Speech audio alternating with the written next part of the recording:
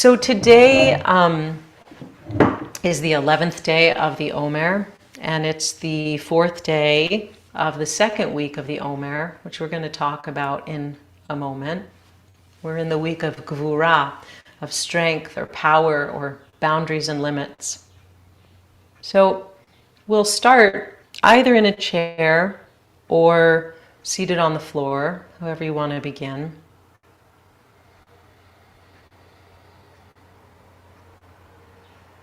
Just pausing and entering our practice.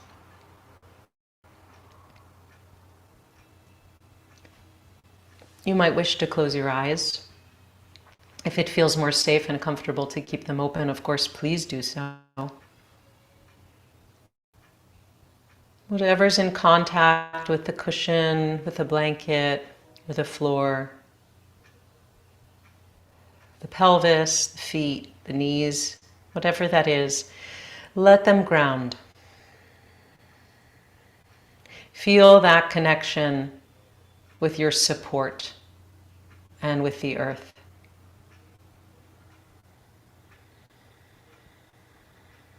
And allow for the spine to rise from the tailbone to the crown, to make some space, vertebra to vertebra.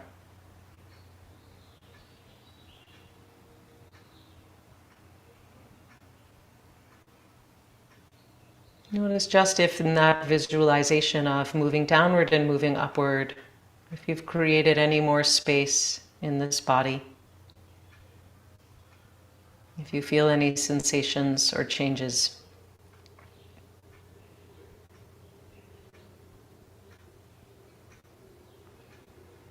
So here you are in this body. We each have a body, our home, for this brief period called our lifetime.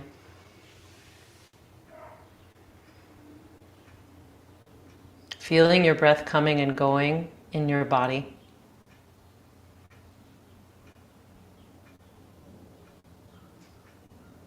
And as you scan through the body or feel the body as an entirety, as a whole,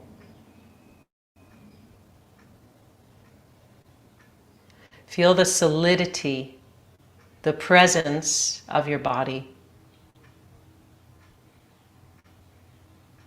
The power contained in this body.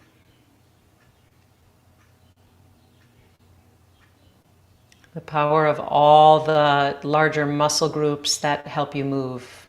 The power of your spine. The power and strength of your brain.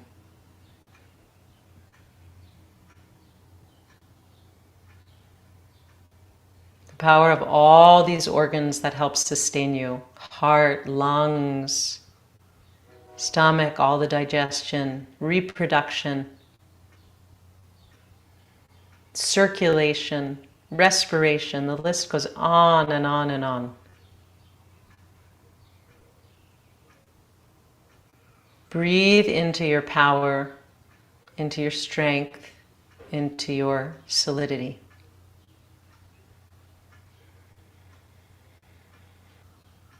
Gvura. And feel also the boundary between your body and the air, between where skin meets air. This strong body has actual limits, actual boundaries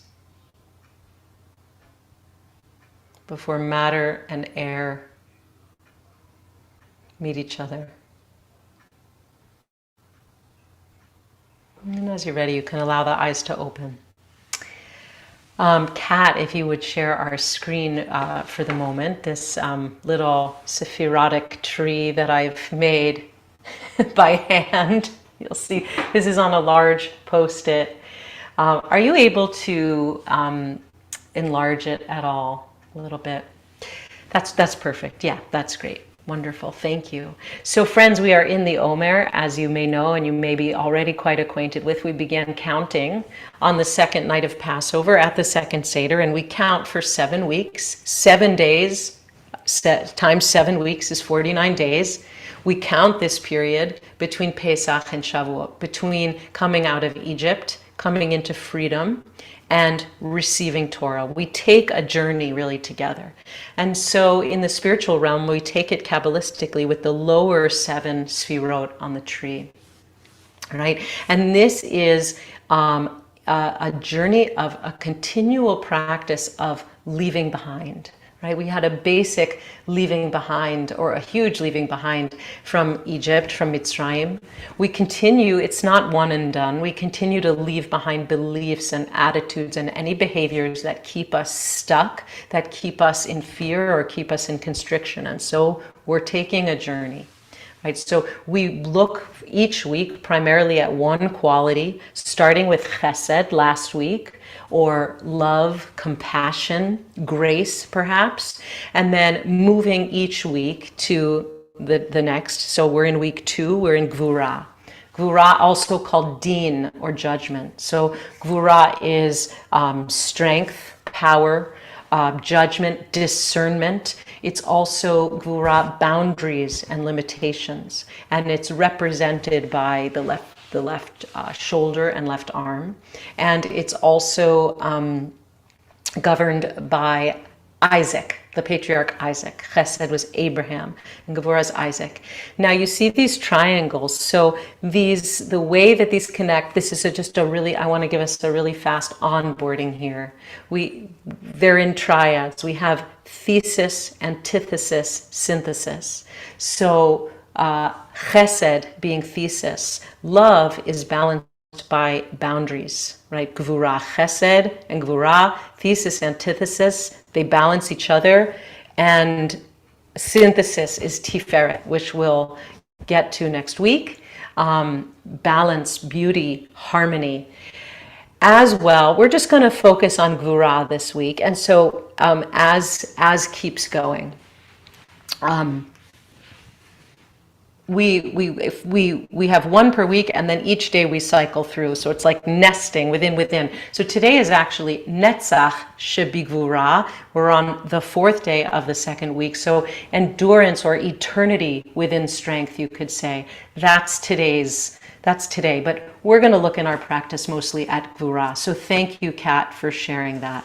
So these things balance each other. I want to look at our strength, our power, our boundaries and limitations. And we're going to kind of work on what Joseph Pilates calls the powerhouse, which is, for anybody who's had Pilates practice, abs, right? We talk about core.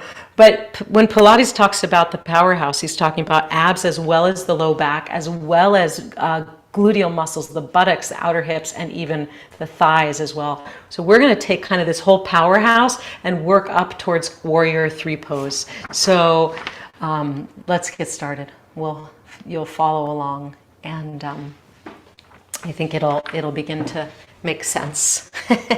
So we're going to begin briefly on quadruped, on all fours.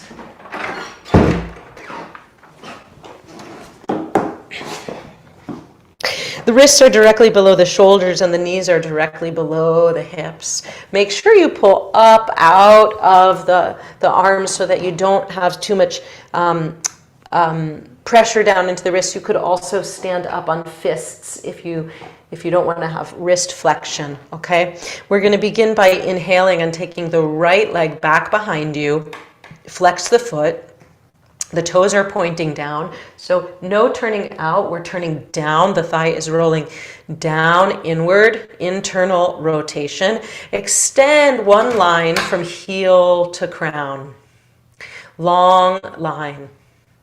And you want to feel that the sacrum, the low back, is even, the hips are even, right? So that you could balance a nice Wedgwood china teacup, right, on your low back, and it wouldn't spill, it wouldn't fall. Draw the navel toward the spine, and then release and come back. And then we'll inhale and take the left leg back, same thing.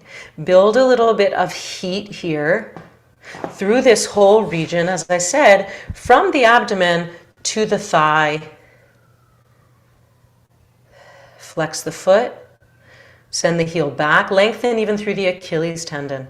And notice, where is your gaze? You want to keep the head in line with the neck, and just the eyes will land where the eyes land as the spine is in one line. And breathe. Rolling that left thigh inward. And then come on down. And now we're going to build. We're going to add on. Inhale, take the right leg back and the left arm forward with the palm facing in, fingers spread, fingers extended. One line, heel now to fingertips across the body. Let it come from the core, from the heat of just behind the abdomen and extending outward. And then release down. And inhale, other side, left leg, right arm, lengthen. So even in the holding, there's dynamism. A stretch is never static. It's a dynamic extension. Draw the navel to the spine, release. Go back and forth a couple times. Inhaling, right leg, left arm. Exhale, come down. Inhale, switch. Exhale, come down. Nice and even. Balance that Wedgwood teacup. Don't spill the tea. Exhale, come down. Inhale, lengthen. Exhale, come down. Good job.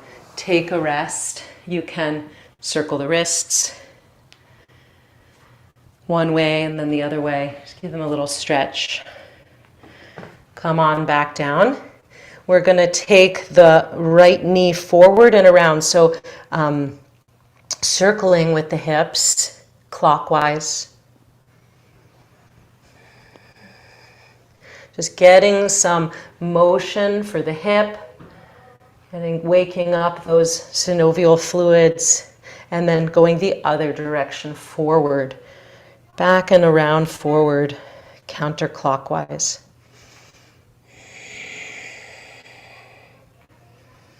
And then pause, come down. And we're going to do 10 reps of lifting and lowering. I call it doggy on the hydrant. So you can count your 10. Inhale, lift. Exhale, lower.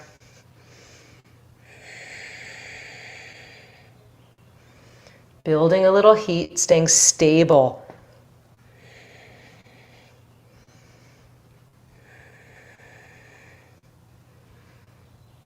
When you've gotten to your 10, come down, pause. Again, sit it back.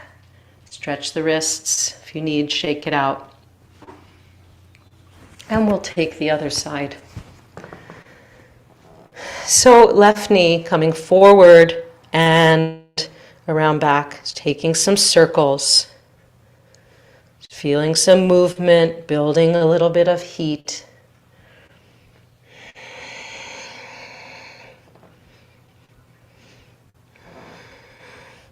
Keeping the hips stable, the torso stable, and then change directions with the circle. Back and around forward. And just notice, is one side more restricted or just feeling heavier than the other? Is one direction of the circle more difficult than the other? And then come back to center. 10 reps, doggy on the hydrant. Lift and lower. Don't rush. Measured.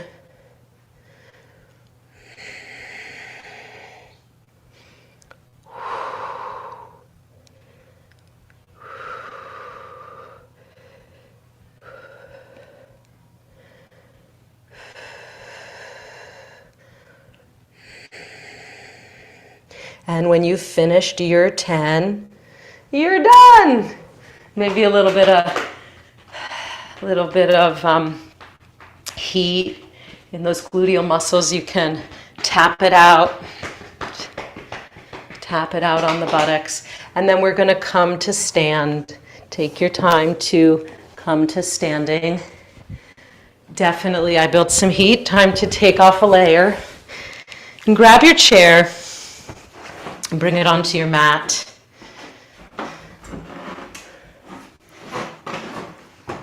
Face the chair. First thing we're going to do is a forward fold. So starting to move into the hamstrings a little bit. Let the feet be hip width apart. Hands to the hips. Inhale, draw the elbows back, lift the heart, and exhale, fold. So taking hands, or maybe forearms, or maybe forehead to the chair. You can take any amount of bend on the knees that you like, but we're kind of trying to work to straight legs without locking out the knees, of course, a micro bend, feeling the power of the back of the legs, feeling the gvura of the back of the legs.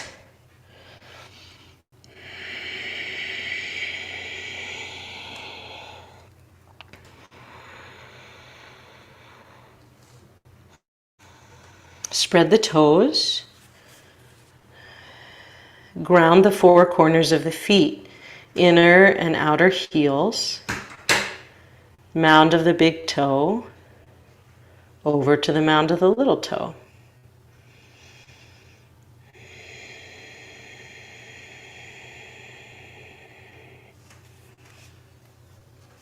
And then as you're ready, inhale and come up. Now we're going to feel the power of the entire line of the back body by taking our downward dog variation. So hands can come to the top of the chair or to the seat of the chair, depending how open you are in your hamstrings. And then you begin to walk it back. So it's roughly an L shape. This is a great way to basically practice the principles of downward facing dog without putting pressure on the hands and the wrists, but still getting the benefit. So arms are extended, the arms are straight, but the elbows are not locked out. Again, the same with the legs. The legs are straight without the knees being locked. Send that tailbone back. Roll your thighs in just slightly. And feel that the pubic bone and tailbone can equally extend back. The belly begins to hollow and the navel naturally lifts and draws back toward the spine. And then as you're ready, come on up. Standing on the left leg, extend the right leg to the chair, either to the chair seat or to the top of the chair. And if you don't have a chair, I didn't mention this, if you don't have a chair, you can use a table, a desktop.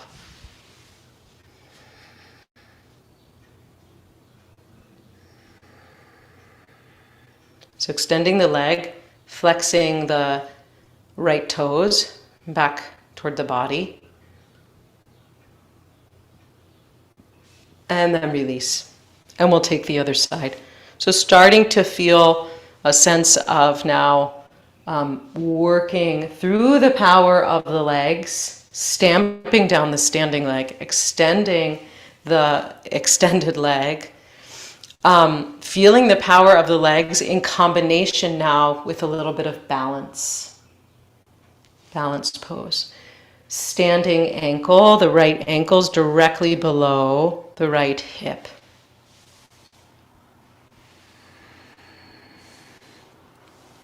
And release. Okay, now we're going to come into chair pose or fierce pose or awkward pose. It's known as a bunch of things in English. In Sanskrit, it's known as Utkatasana. So basically, we're sitting down. First variation, feet together. Inhale.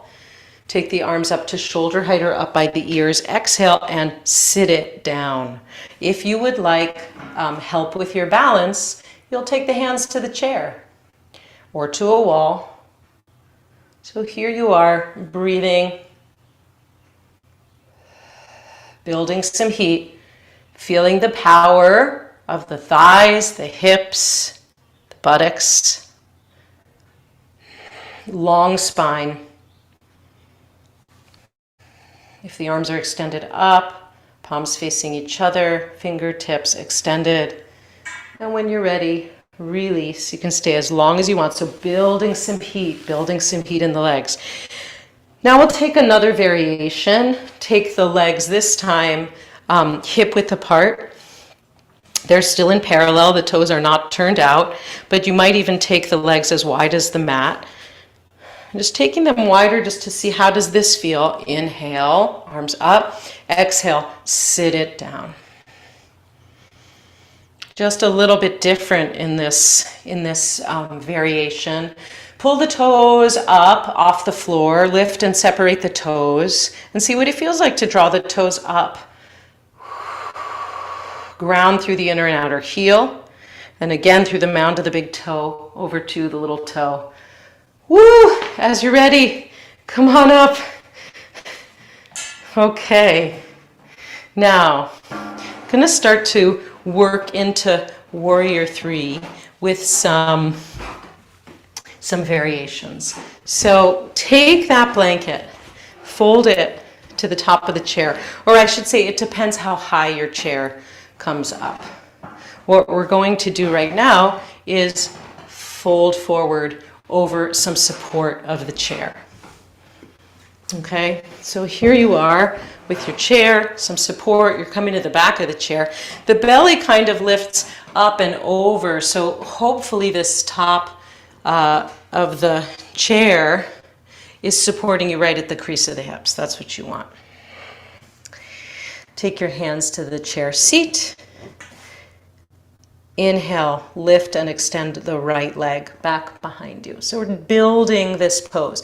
Toes are pointing down, right? Remember that teacup, the hip rests down. So nice and even across the low back. Extend through the heel, extend through the Achilles, extend through the crown of the head like you have somebody holding a string that's attached to your head, crown of your head pulling you away, and the same thing with the heel.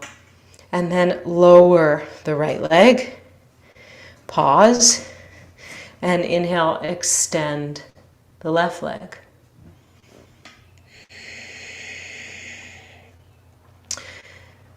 So in this nice supported way, you have support for the hips, particularly the standing leg. And the heel, the extended heel is coming up no higher than hip level. So I have one line, torso. Great. Come down. Just take some rest. Breathe. And once again, inhale the right leg, and we'll also send the left arm forward. So finding that same opposition like we did on quadruped. Palm is facing in, fingers are extended away. Nice, even balance across the low back, the back of the hips. Let the neck and head be in line with the rest of the spine. And the gaze is soft and accordingly coordinated. And then exhale, come on down. Pause.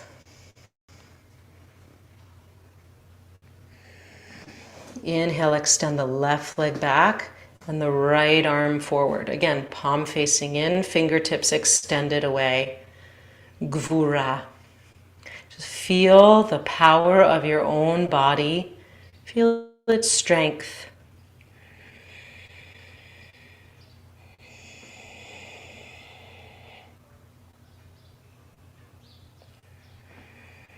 And then lower.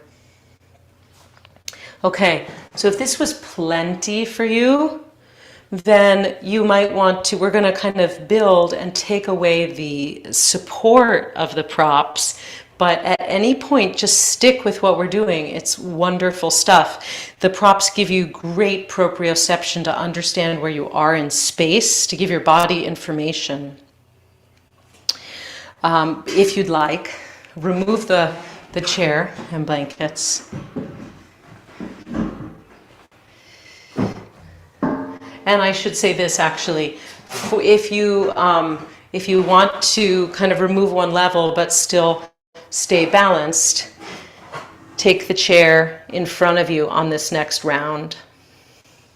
Or take hands to the wall and extend hands to the wall, right? And leg back, right? So those are options.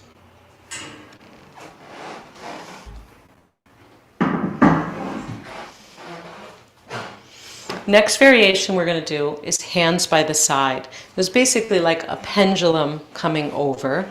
Shift over to the left leg as your standing leg. So you can take the right toes behind you.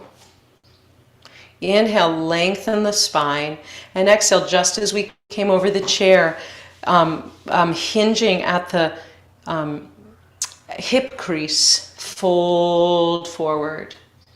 Okay, it becomes quite a lot harder once we remove the support. Fingertips extending back.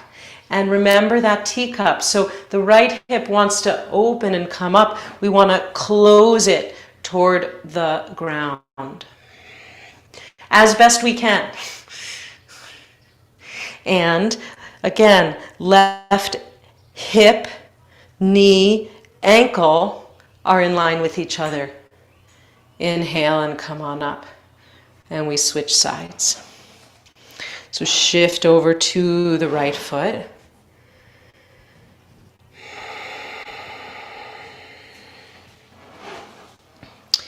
Inhale, lengthen the body. Stamp down into the right foot as your standing structure. Exhale, hinging, folding forward. Right, the left hip needs to close down a little. That's our work here. Close it down towards the floor. So that if the fronts of the hips, the two as-is bones, the front hip points are two headlights, they're pointing down toward the floor. Okay, teacup balanced, and then come on up. Shake it out. Feel free to go back again to folding over the chair or to taking hands to the chair. Now we're going to take kind of airplane mode with the arms out to the sides. So shifting over to the left leg. And actually let's try the wind up a little differently. So actually step forward onto the left leg and then come on, hinge forward into the pose. Just notice how it's different with a slightly different launching approach. Closing that right hip down. Extending heel to crown of the head, and inhale, come on up. And then switching sides. So stepping forward onto the right foot. Inhale, arms out to the sides. Exhale, tip it forward. So see how much this is calling on the gvura of that standing hip, outer hip, right? So the body wants to open, the left hip wants to open. We close it down. And then inhale, come on up. You're doing great. One more. So now we move into kind of the traditional full extension of Warrior 3 pose. So you have a choice in your launch, right? Either you can step forward and come over, or you can just shift the weight, figure that out, and come over from there. Whichever way seems to work best for you. So this time, arms are overhead, palms are facing each other. Grounding on the standing foot, the left leg, inhale, lengthen, and then exhale, extend. So you've got a T in this pose, right? And each parts of this T are so important. The standing leg stamping down, the heel extending back, the fingertips moving forward, extend, extend, extend. Come on up. You don't have to stay too long. Release. We'll do 2 times each side. So switching, right leg, standing leg. Inhale the arms up overhead. And then exhale, pouring forward, warrior 3. Don't stay too long, come on up. Good. So as I said, pause here, let the breath come back to normal. As I said earlier, gvura is also discernment, right? How much do I need of brute strength, and how much also do I need of a little compassion, softening, of chesed, a balance as I come to my edge. So if we just put our foot on the gas of gvura, we run the risk of injury, of causing pain in the body, right? Causing pain in the mind too. So we really want to understand that there's a discernment about it, and that there are boundaries and limits. And that's what coming to our edge in yoga is about. Okay? Right? So the body has boundaries. We're not machines. Okay. Last time, guys, one more time each side.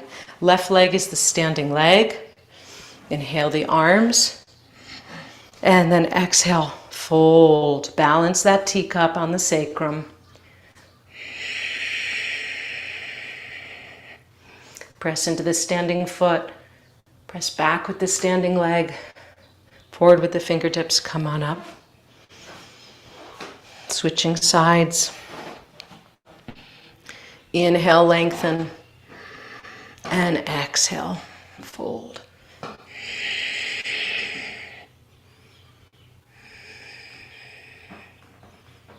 And then coming on back. Really well done. So wonderful experience. We kind of built and built and built of the powerhouse that goes from here to here to here, right? It's really this whole section. From here, from this place, let's come to seated. And we're going to take a seated twist.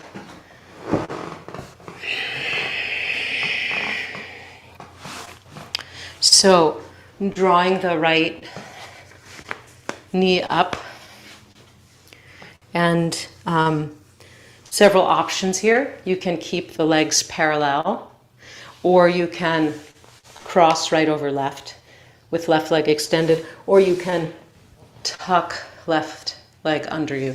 However works for you to best do your twist. Ground the sitting bones. They're all wonderful choices. Interlace the fingers, take them to the right shin. Inhale, lift the spine. And exhale, begin to twist to the right. A few options for that left hand. It can be left hand to left knee. It can be left hand to right knee. It can be left elbow to right knee. It can be left elbow to the outside of the right knee. Just see which is working for you. The main thing is on the inhale, you're lifting tall, and on the exhale, you're working into the twist.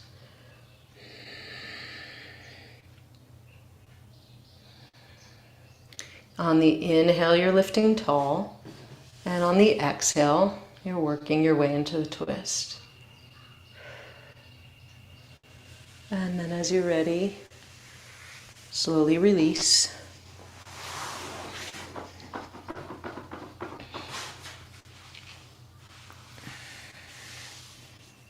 And we'll take the other side. So again, either legs parallel, holding to the left shin, or cross left shin over right leg, or tuck right leg under you.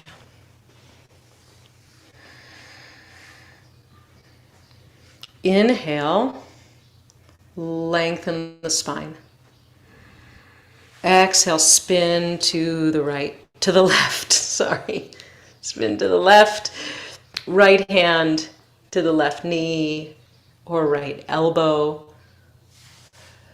Cradle the left knee or right elbow to the outside of the left knee. On each inhale, lengthen the spine. On each exhale, twist.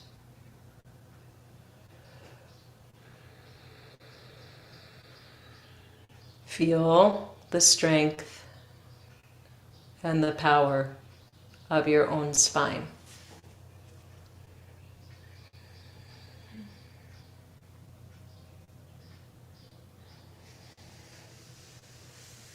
And then as you're ready, release.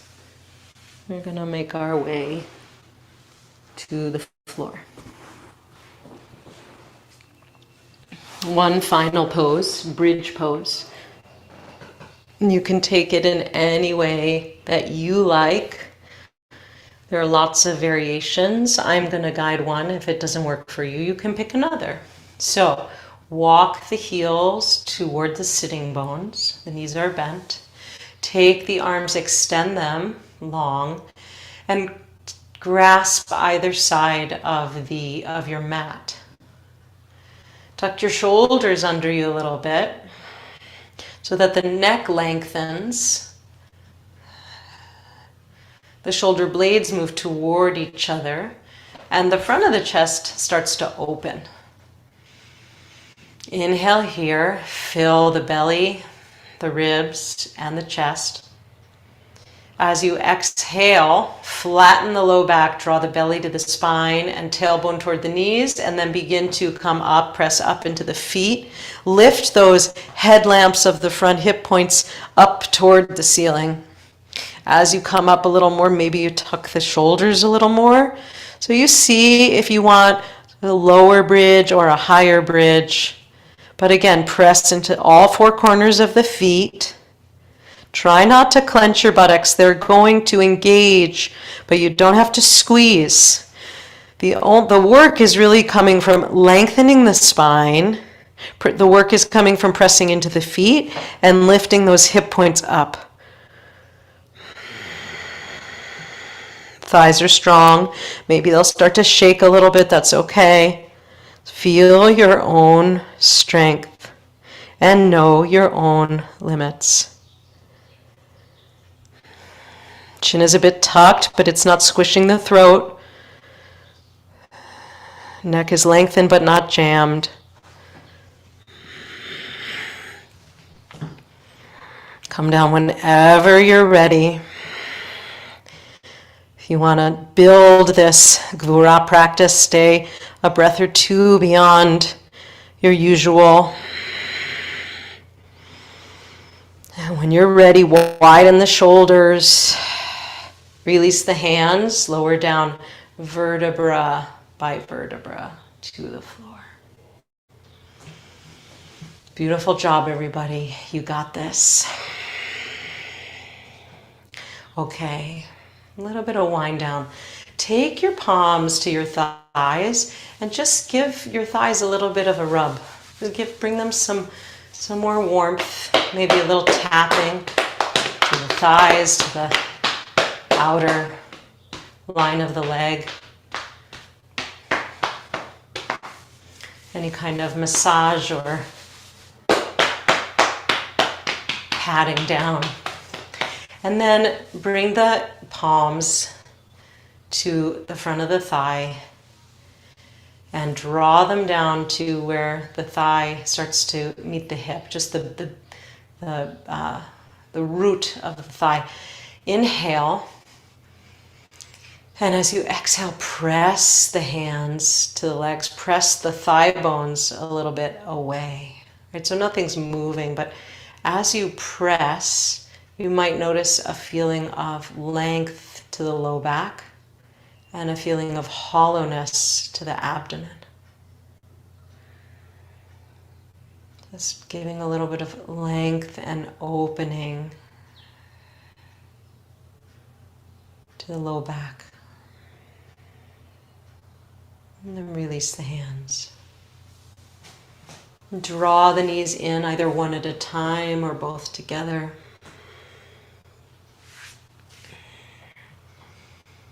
And just take a moment for some final unwind, whether it's hugging the knees, rocking a little side to side, or taking happy baby. Just giving a little ease to the low back.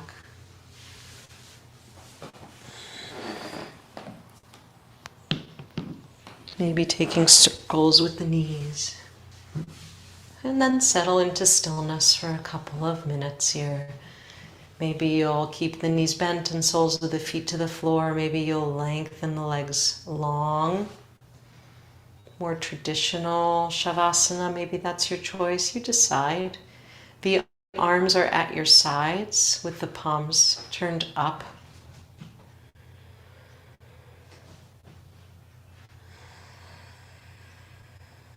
You can allow the eyes to close if that feels safe, or you can leave them open and soft.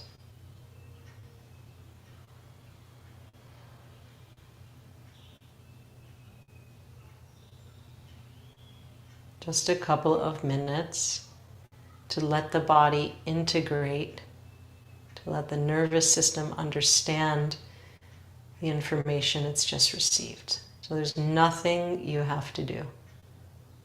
Let go of the work. Let go everything. Let go your attention.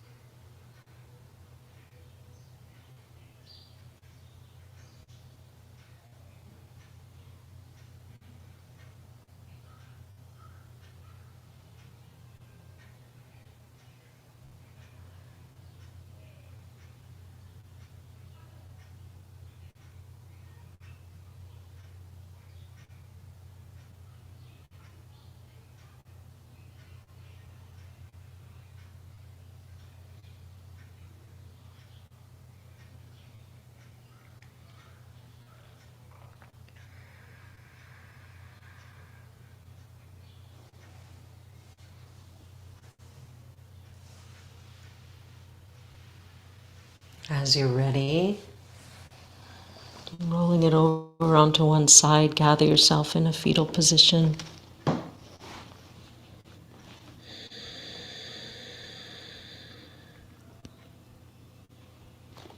And then press into the hands to come on up.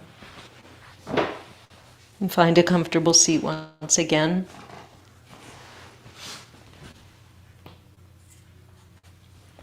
Tall spine.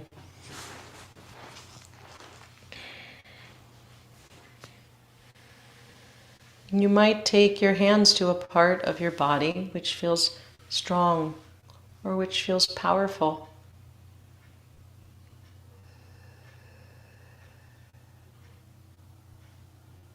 Just lay hands on.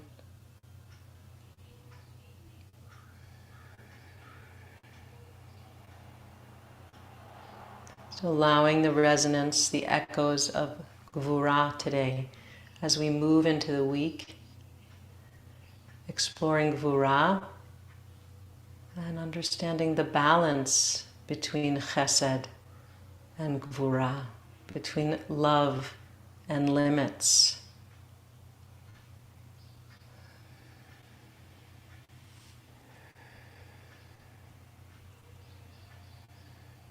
Take another deep, full breath and fully exhale.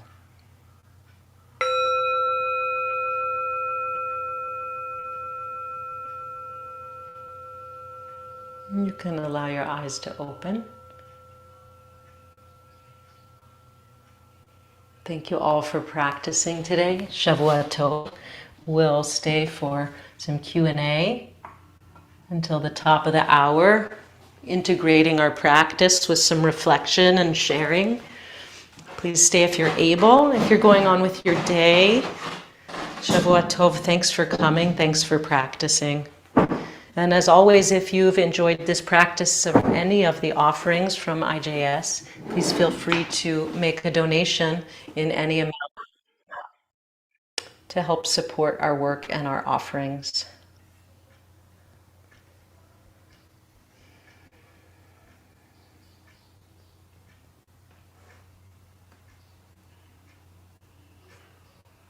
So, if you have a question, you can use the hand raising function. So questions, reflections on how this practice, this teaching on Gvura sat in your body. Linda Shivers, Khazan. Hi. Hi. So I was, just a minute. I gotta get my picture going here. So I was leaned over the chair with my foot out, and all of a sudden I feel my dog licking my foot.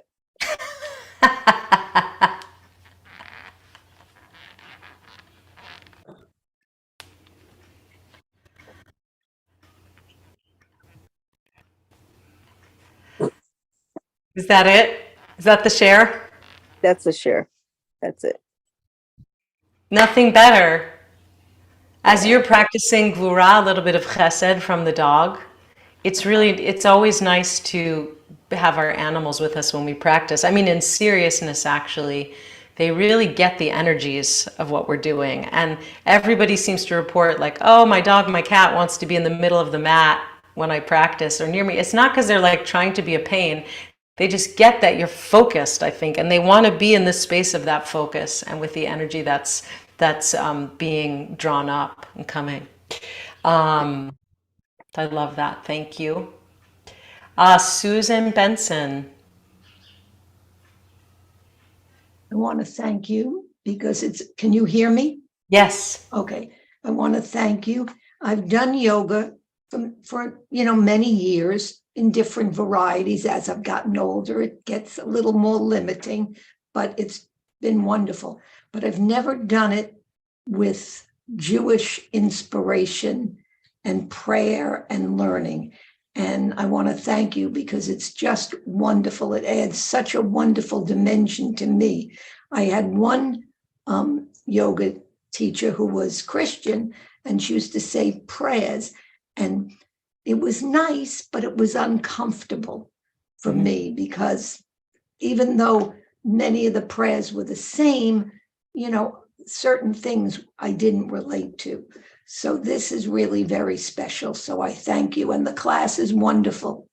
I'm really enjoying it. This is my second time that I've taken. Welcome back. Welcome back, Susan. Yeah, it's really nice to orient ourselves in our bodies somatically in the Jewish calendar.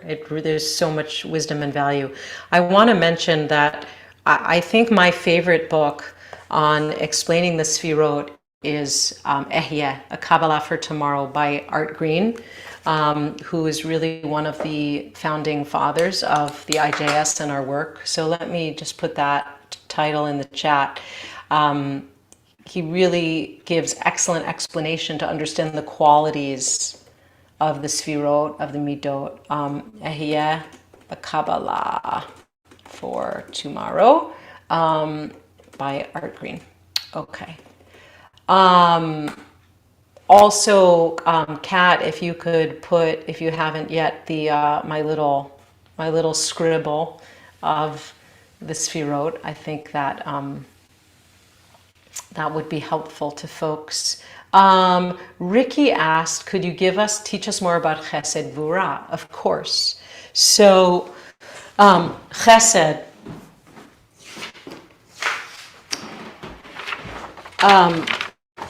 loving kindness,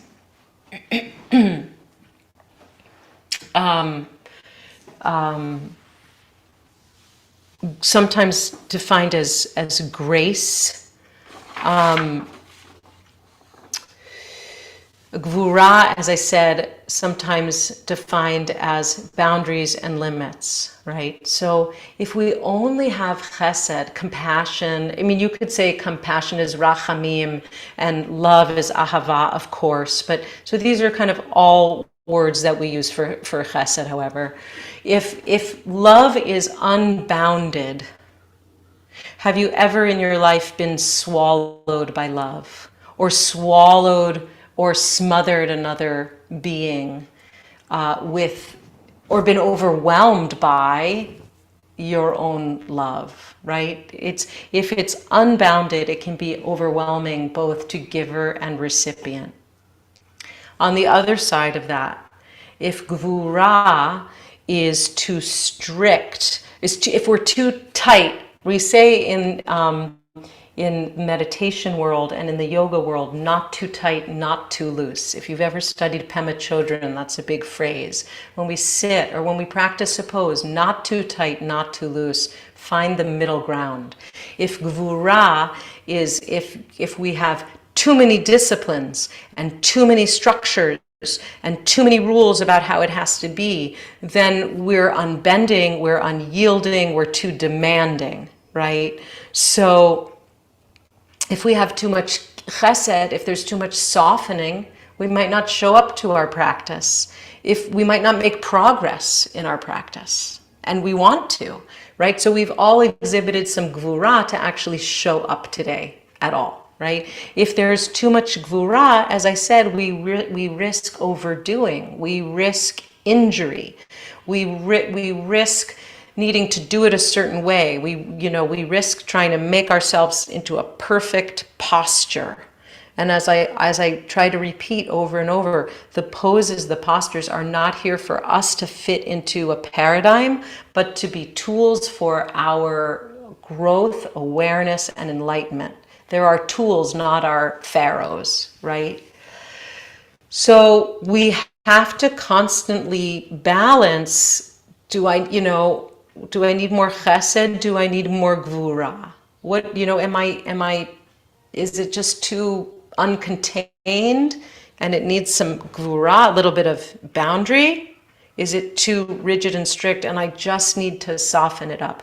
This comes for the physical element and also the heart element and also the mind element, right? Because we're not just these pieces, it's one whole, but we can look at, this goes not just in our body practice, but in our human interactions with other people. Do I need more chesed or more gvura with that person to balance a relationship or a conversation?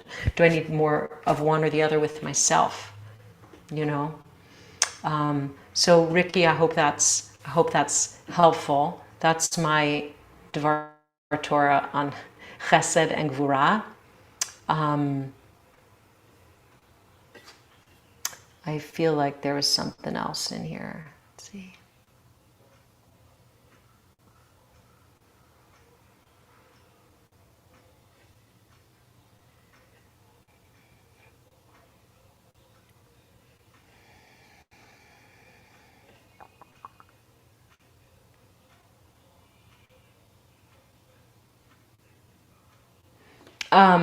Sophia, with the chart, I noticed that our rabbi mentioned it Saturday during our Torah study, so I was wondering if the chart only comes out for the Omer period as a universal Jewish teaching, or is it always there? And there seems to be a sense of application to the Torah as a coincidence. So we use, it's always there, so to speak, in that this is the Kabbalistic understanding of realms and qualities that are divine qualities that are flowing into us and through us, right? And it's actually very complex. I mean, I'm distilling, it's like only a tiny piece of our understanding. So yes, it's always there to access, and in particular when we count the Omer in a Kabbalistic way, then we bring out this tool to work with. So, but It can be worked with all the time. The specifics of during the Omer going from quality to quality like this, that's just the Omer. So I hope that answers that question.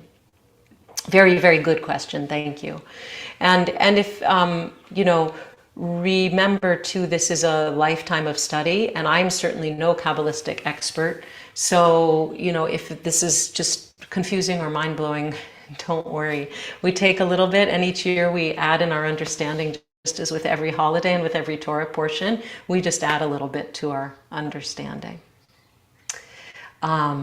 So again, Art Green's book, fabulous book, Ehyeh Kabbalah for Tomorrow. We'll see you next week. We'll continue in our studies and our learning. So thanks everybody for practicing. Thank you for your grura. Thank you for showing up to yourself and to one another today and each time we meet. Thank you, Kate.